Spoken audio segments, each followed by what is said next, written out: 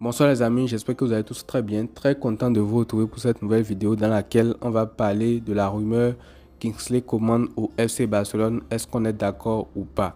Alors, depuis quelques jours maintenant, il y a cette rumeur-là qui émerge du côté de la Catalogne parce que on sait que actuellement le dossier Nico Williams, on n'est plus trop sûr, c'est incertain, on ne sait pas s'il va venir ou pas. Il y a la récente signature de Dani Olmo, mais on sait que le Barça a forcément besoin également d'un ailier gauche, même si on sait que Dani Olmo peut-être sera utilisé à ce poste-là, vu qu'actuellement il n'y a pas grand monde là-bas. Il y a une rumeur qui émerge comme quoi Hansi Flick souhaiterait rapatrier Kingsley Coman qu'il a déjà eu du côté du Bayern Munich au FC Barcelone. Alors dans cette vidéo là, moi je vais revenir sur le cas Kingsley Coman, qu'est-ce que j'en pense, quelles sont les qualités qu'il a, quels sont les points qui sont moins bons également avec lui et est-ce que ça pourrait être un très bon coup pour le Barça. Alors sans plus tarder, on va commencer avec les qualités du joueur qui me semblent quand même évidentes. Je pense qu'on le connaît tous, donc je vais rapidement parler de ça. Alors Kingsley Coman, c'est un ailier gauche qui peut jouer à droite également, mais il est plus à l'aise à gauche.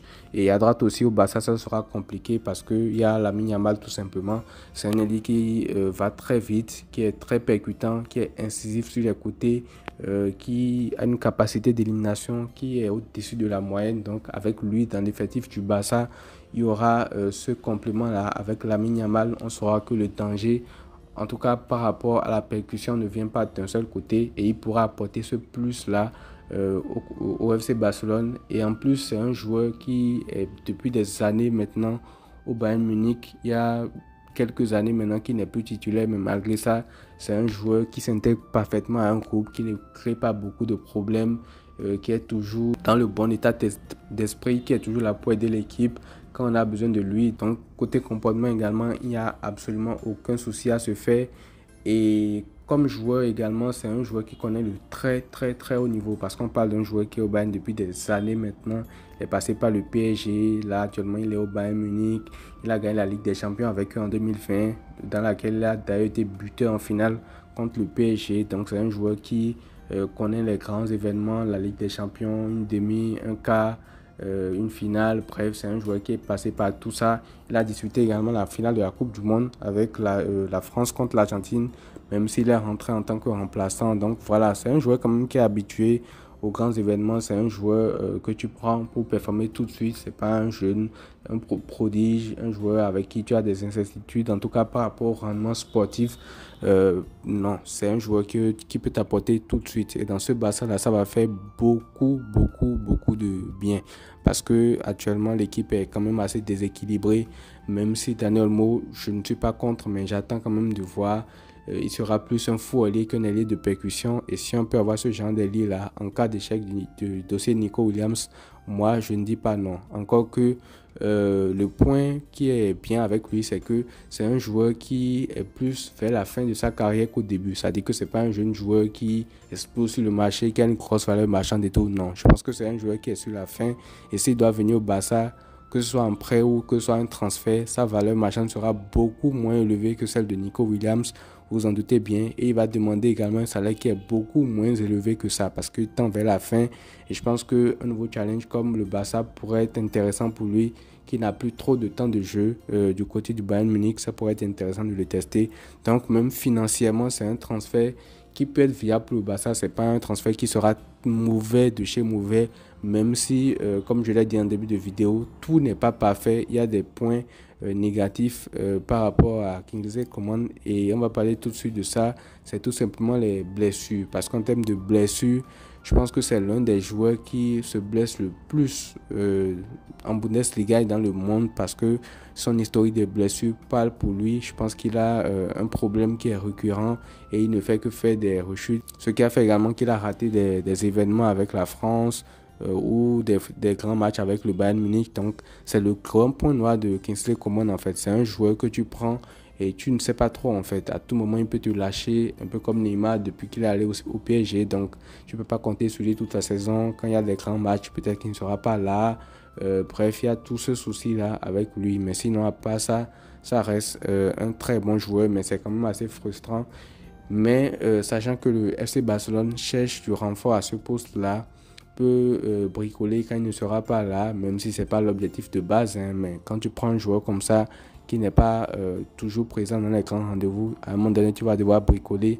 Tu vas juste espérer qu'il ne se pète pas avant les grands rendez-vous ou quand tu auras le plus besoin de lui. Voilà, c'est le plus grand point négatif de Kingsley Coman. Et pour revenir à ces points positifs, le côté décisif en sortant du banc. Parce que Kingsley Coman, c'est un joueur qui, certes, n'est plus titulaire actuellement au Bayern Munich, mais il a quand même un vécu en tant que joueur. Il a quand même de très grandes expériences en tant que joueur et c'est un joueur qui peut apporter que ce soit en tant que titulaire et en tant que remplaçant. C'est-à-dire que c'est un joueur que quand tu vas amener au Barça, il ne va pas commencer à faire la tronche parce qu'il n'est pas titulaire, il ne va pas te lâcher parce qu'il n'est pas titulaire. C'est un joueur qui va être là dans le groupe, qui va attendre son moment et qui, dès que tu auras besoin de lui, il pourra te faire te jouer ce rôle-là de super sub aussi. Tu peux le faire entrer en coup de jeu, il pourra te sortir de situations peut-être délicates, il pourra peut-être te retourner un match. Je me rappelle de son entrée en finale de Coupe du Monde où il fait une entrée exceptionnelle avec la France qui revient finalement 3 buts partout. C'est vrai qu'il n'a pas été buteur ni passeur directement, mais il apporte quand même beaucoup de choses dans le jeu. Il apporte sa grinta, il fait des efforts. C'est pas un joueur qui rechigne en fait. C'est pas un joueur qui, quand il est à 100% et que tu lui fais confiance, va économiser ses efforts en fait. C'est pas un joueur qui va dire cette fois si je me donne pas à fond, un peu comme Joao Félix, parce que ça c'est le problème principal avec lui. Tu le fais jouer, tu ne sais pas quand il a envie, quand il n'a pas envie et tout. Kingsley Coman, non, avec lui c'est pas ça. C'est un joueur qui a envie, c'est un joueur qui veut aider toujours son équipe et tout. Et pour finir, concernant les problèmes de ce joueur là, quand il va arriver, c'est un joueur qui n'est pas décisif, qui n'est pas trop décisif en fait, parce que quand on prend juste sa saison passée avec le Bayern Munich en Bundesliga, il a marqué 3 buts et il a fait 3 passes décisives. Alors c'est vrai que c'est pas un titulaire comme je l'ai dit, mais c'est quand même très léger pour un ailier de faire 3 buts et 3 passes décisives sur une saison, parce que si contribution à un but, c'est très léger. Encore que tu vas arriver au Barça dans un club où actuellement le numéro 9 c'est Robert Lewandowski qui tu ne sais pas trop comment ça va se passer. C'est un joueur qui est intermittent. Donc, tu as besoin que le danger vienne de beaucoup d'autres joueurs, en fait. Et prendre un ailier comme Nico, c'était la solution pour répartir un peu le nombre de buts, en fait. Parce que quand tu as un Robert Lewandowski qui, même malgré sa panne, peut te marquer 20 buts, 25 buts, tu peux avoir un Lamine Yamal qui va te planter une dizaine de buts. Tu peux avoir un ailier gauche qui va te planter une dizaine aussi. Et les milieux de terrain qui vont marquer par-ci, par-là. Et ça ça rééquilibre les charges, en fait. Ce qui fait que dans les grandes confrontations, au moment où tu es en difficulté, tu sais que le danger peut venir de partout. Tu sais que tous les joueurs peuvent être décisifs, mais un joueur comme Kingsley Coman comme ça qui ne starte pas assez, même si moi, à titre personnel, je n'aime pas trop qu'on juge uniquement sur les stats. Aujourd'hui, c'est comme ça, c'est le football moderne. Il faut quand même prendre ce point-là en compte qui est très important.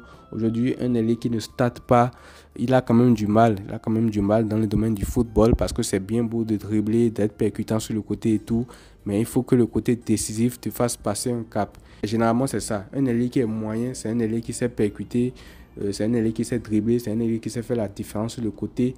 Mais quand cet ailier-là s'améliore, se perfectionne dans le dernier geste et qu'il passe un cap, c'est-à-dire en termes de dernier geste, c'est-à-dire les centres ou les tirs et tout, là il devient un ailier de classe mondiale.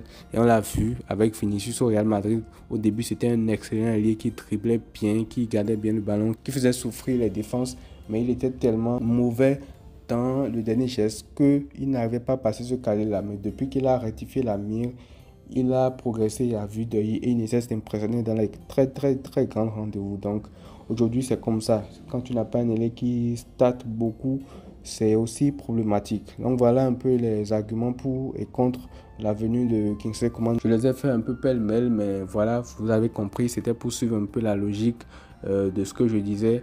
N'hésitez pas à me dire ce que vous en pensez dans les commentaires avec tout ça. Est-ce que c'est un joueur que vous aimeriez voir au Barça ou est-ce que c'est un joueur que vous ne voulez pas du tout voir en fonction des points positifs ou négatifs que j'ai énumérés? Je lirai tout ça.